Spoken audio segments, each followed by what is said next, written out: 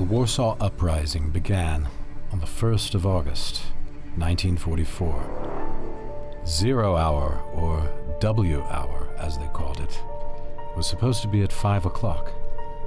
But the first outbreak of shooting began earlier in the day at Żoliborz, the northern suburb of Warsaw.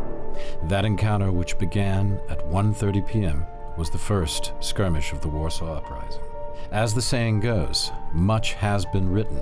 Was it a good idea? Was it launched at the right time? Were there other opportunities? You may well ask. The fact remains that it did take place, and the people who took part in it were brave and beautiful. In the annals of uprisings against tyrannical rule, the Warsaw Uprising is unsurpassed. For 63 days, the Poles waited for the Russians to come across the river from the east and aid them in their rebellion against the Nazis. This did not happen. History has told us why. The Russians were quite happy to watch the Poles be destroyed by the Germans, rather than for the Poles to be free after World War II. There is no doubt about this. This was Stalin's plan. The Warsaw Uprising is indelible on the memory of the 20th century. At the Warsaw Uprising Museum, this history is set in stark terms. You're able to take a close look at those 63 days of fighting for freedom.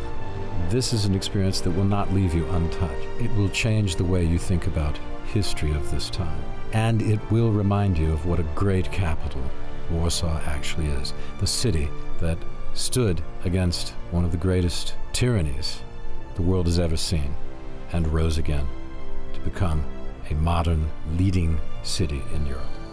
The next series of episodes will take you through the history of the Warsaw Uprising. Thanks for watching.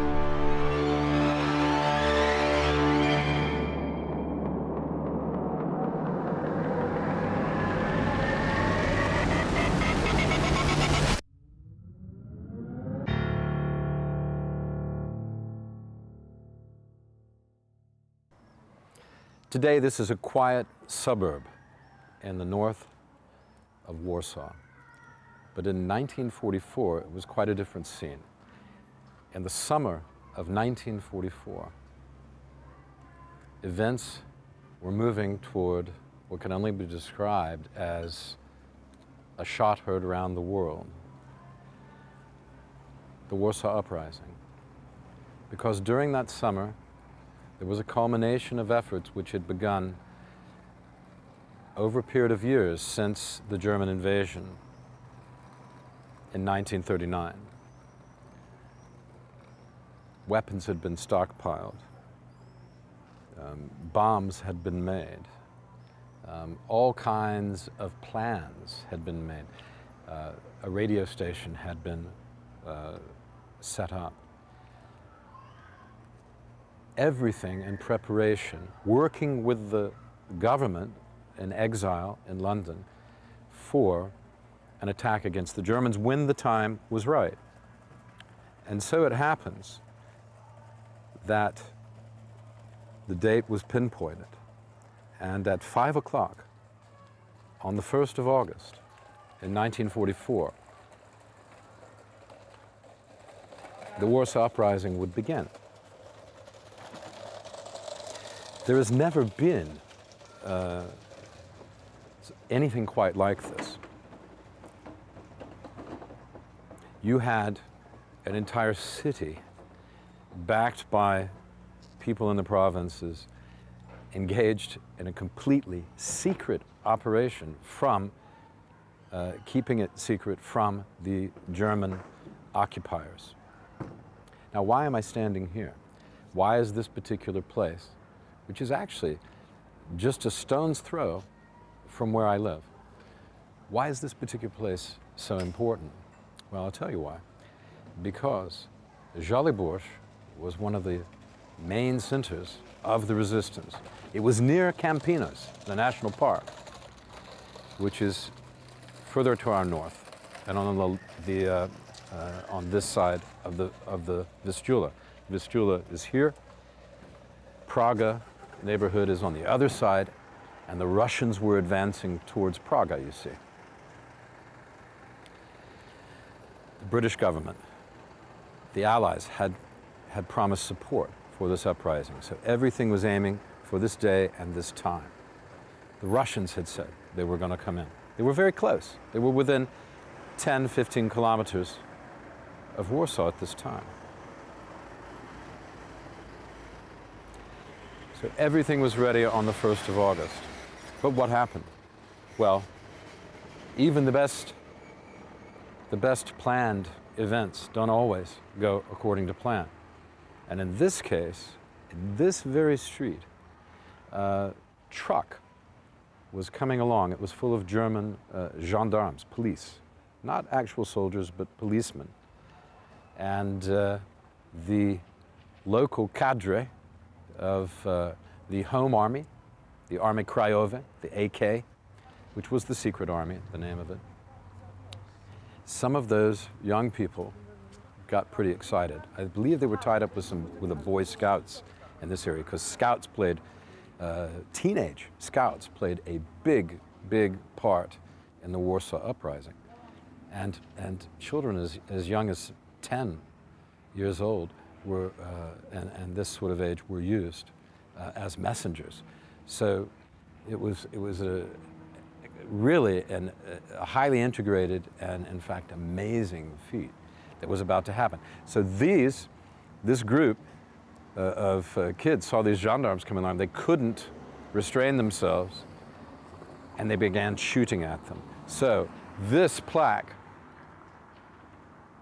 demarcates the first shots of the Warsaw Uprising at 1:30 in the afternoon, not at 5 o'clock as was planned all throughout the city, but at 1:30 in the afternoon, right here in this street and on Kraszinskiego Street, which is the main boulevard here, just behind where the cameramen are working here.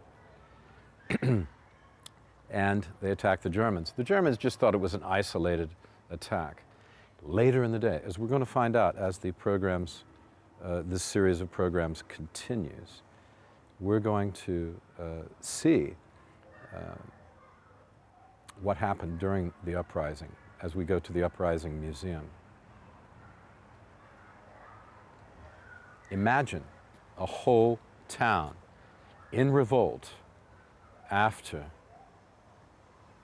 5 years of captivity, after the unsuccessful Jewish uprising in 1943, May of 1943, April, May. A town in captivity, and the first shots of what was one of the great city battles of all time, the Warsaw Uprising, begins. 1st of August, 1944. It started right here.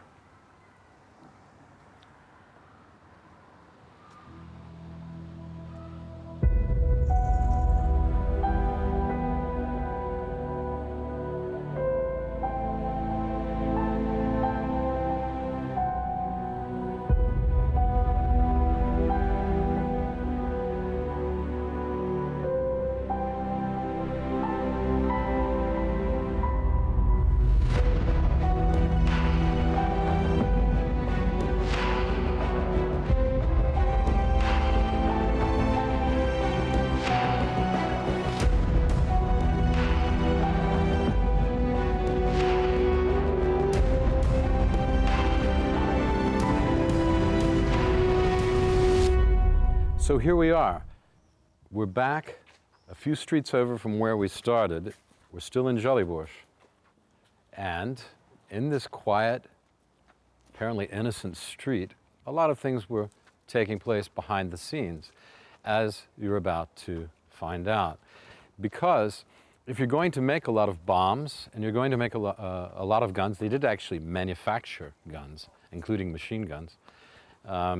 If you're going to store arms that you've managed to smuggle or take from, they've been smuggled in from the countryside or have been taken from the Germans, you've got to hide them somewhere.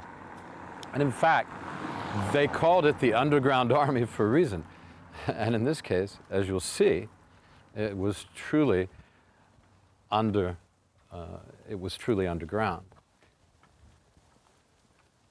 Over in this house right here, there's a plaque.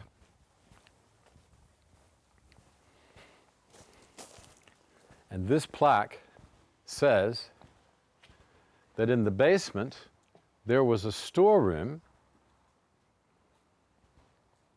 for arms right in this house. And it must have been significant in order for the plaque to be here. Remember, this is a very high-end street. It looks pretty much the same way as it would have done in August of 1944. Very suburban, very upper class, and yet in the basement fomenting revolution against what must be described as one of the most forbidding tyrannies that the world has ever seen.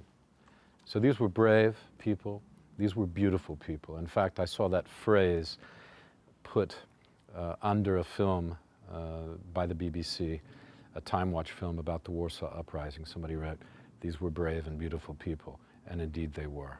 Try to imagine if you will, what was going through the minds of the inhabitants of Warsaw in August, in July, and then August, as the battle took place, 1944.